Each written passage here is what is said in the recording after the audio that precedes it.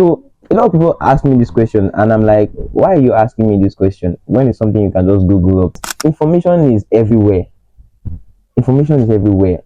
So many of the things, questions that you have in your mind, they are easily Googleable. Many of you might have had, like, many of you might start having plans for a change of course and all of that.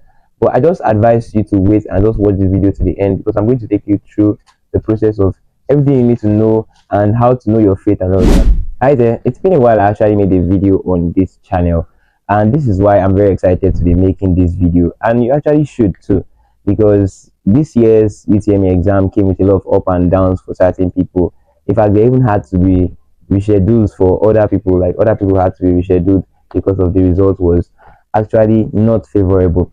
So having seen all this, having had all this, you might actually be having panic in your heart that would I actually gain admission this year? Some people actually did extremely well. I even saw some people that had 370, and some people did very below their expectations. But what is the main goal? Is for you to enter university, for you to enter your desired institution. So that's the reason why I'm making this video, to make sure that even with that low, relatively low JAMB score, or that high JAMB score that you had, you can still get your desired institution. So in this video, I'll be taking you through the process for your admission and everything you need to know about your school and how to know them. And I'll be taking you through what you need to know before and after your post-UTME examination to make the best use of that time. And also, I'll be giving you some very smart tips from my own journey and my own story from writing post-UTME and actually spanking a very good score in your post-UTME examinations. So in the coming days, I'll be hosting a post-UTME orientation for several universities across Nigeria. So if you know you attend some federal universities like UI, Uniben, and many of those schools like that, please do well to join that post-UTME orientation. So having said that, if you are new to this channel, my name is Tutor Enoch, and I'm a 300 level medical student of the University of Ibadan. So let's get into the video. So if you have written your UTME by now, you should have seen your result, and by now you should already know your fate. Technically, you should already know your fate, whether you'll be able to go to that school that you always dreamed of going to, or not. But if you want personal advice, the link to my Telegram DM is in my channel description. I'll put a link, so you should be seeing that on your screen on how to navigate your way if you want any advice at all. So you can just reach out to me on Telegram. So by now you should already know your score, and you should already know whether that score will be good enough to go for that school that you always desired. Well, for example, now if you know you had like below 200, you should not be expecting to come to universities like University of Ibadan or many federal universities in Nigeria. So deciding your school is actually the first step in gaining admission. So by now, the school that you are most likely to go to is what is actually on your first choice form, on your JAMB form, on your first choice slot on your JAMB form. So by now, many of you might have had, like, many of you might start having plans for a change of course and all of that. But I just advise you to wait and just watch this video to the end, because I'm going to take you through the process of everything you need to know and how to know your fate and all of that. So decide your school first. Know if this score is good enough to enter this school. All right. So if you have confirmed that, then you can do whatever change of course you want to do. So secondly, after knowing your school, for example, I want to study computer science in the University of Lagos. After knowing your school, I will go to advise that you go to Facebook groups or groups across, majorly Facebook, and search for University of Lagos aspirants group, or it is University of Ibadan aspirants group. Those things like that, they really help. Join those aspirants groups. This group just help you to know more about how the admission process of these schools are, and there are a lot of people that, like you, aspiring, some even aspiring the same course. Just join the Facebook groups and make contributions there, so that you also be noticed, and ask a lot of questions concerning the school that you're aspiring. So a lot of people ask me this question, and I'm like, why are you asking me this question when it's something you can just Google up? For example, now they tell me, sir, I'm aspiring for Delta State University, and you're asking me as if I ever went to Delta State University. So many of these things, information is everywhere. Information is everywhere. So many of the things, questions that you have in your mind, they are easily Googleable. And well, I will also advise that your Googling should also have limits, because there are some sites that actually post very wrong information about some certain news about university admission and all of that. That's the reason why the next point I'm going to be making now serves as a very, very important point. So having a mentor is actually very, very important. But if you don't have access to one, it's fine, it's okay. So that's more reason why you should actually join the positive orientation that I'm organizing. Having a mentor just save you several stress. It even creates a platform for accountability and a platform for motivation.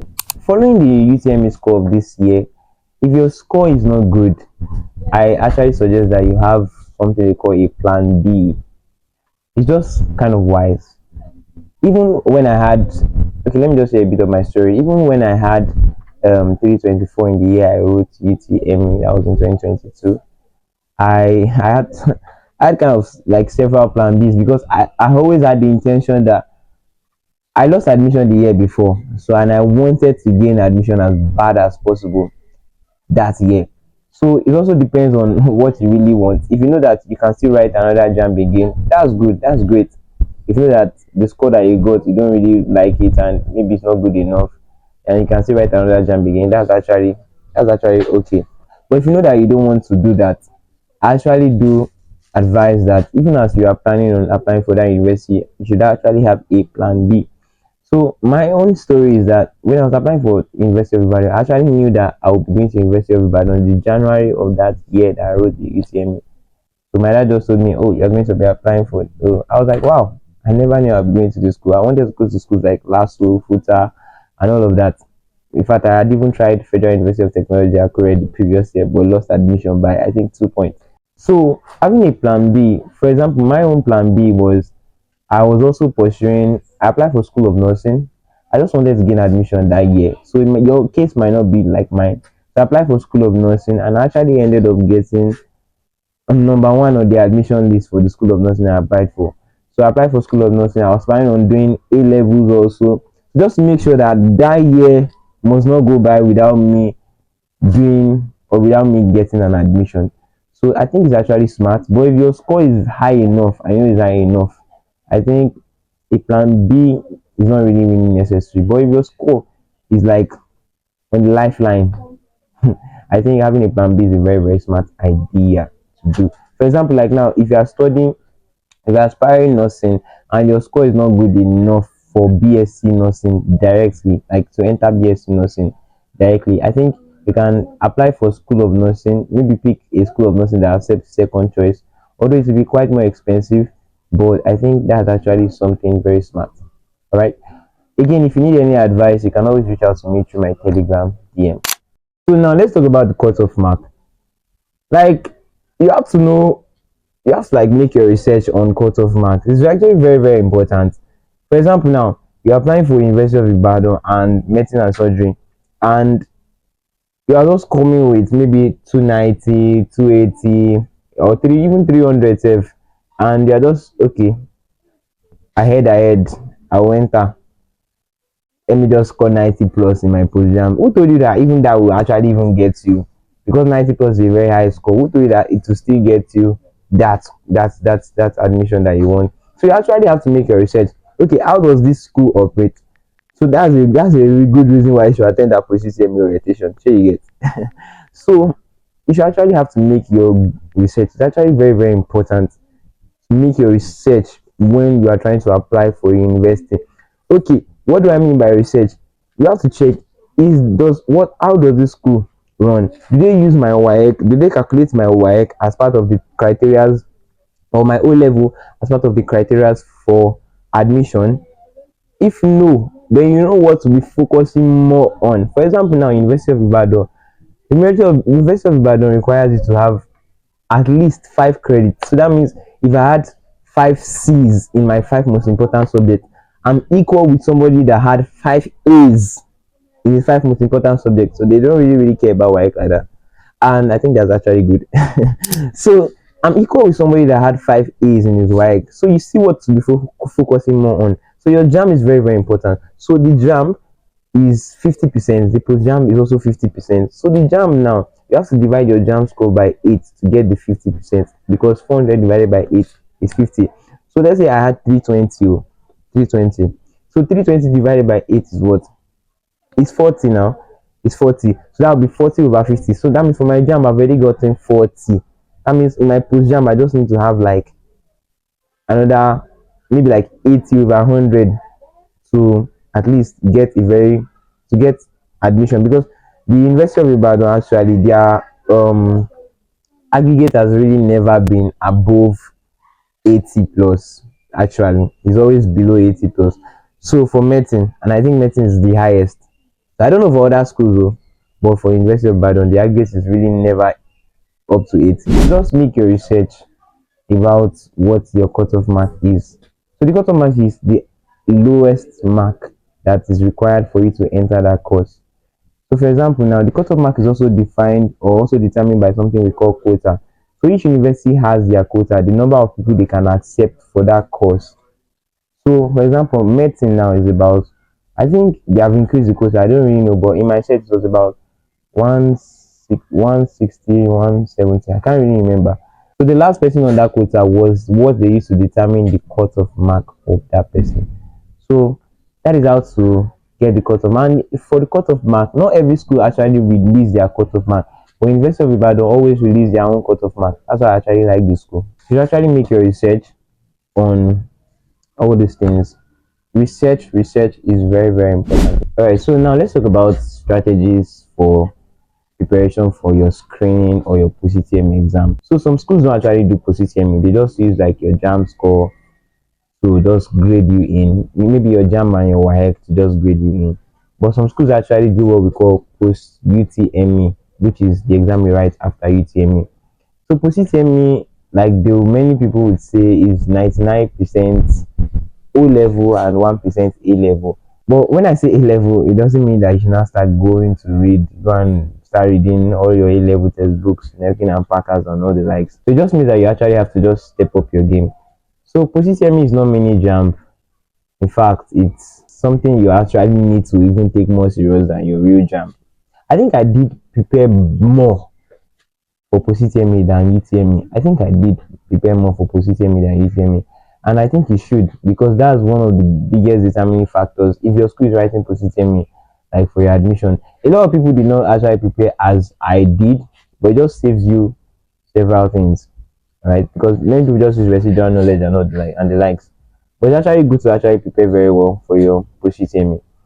So now I'll be giving you some like very good strategies on how to work on your post UTME. You have to know strategies that did not work. So just take a piece of paper and a biro, just make a table, strategies that did not work, strategies that did work, and note the ones that did not work for you, because you have actually seen your UTME results, so you should have an like understanding on what worked and what did not. So using that, it will help you to actually better prepare for your post UTME examination. And the next one is actually knowing more about the school. So for example, for my UI guys here, if you know you're coming to UI, University of Ibadan, especially for medicine and surgery guys, there'll be a special program for you guys, and I'm planning on working on that for like all schools. But for UI guys, I'll be very much intense because I really want to see a large number of you like enter into this school and share my experience with you guys and with as many people as I know, like that also have like been able to enter into this school successfully across various departments. So even though you are in arts class and you are in science, don't worry, I have you all covered.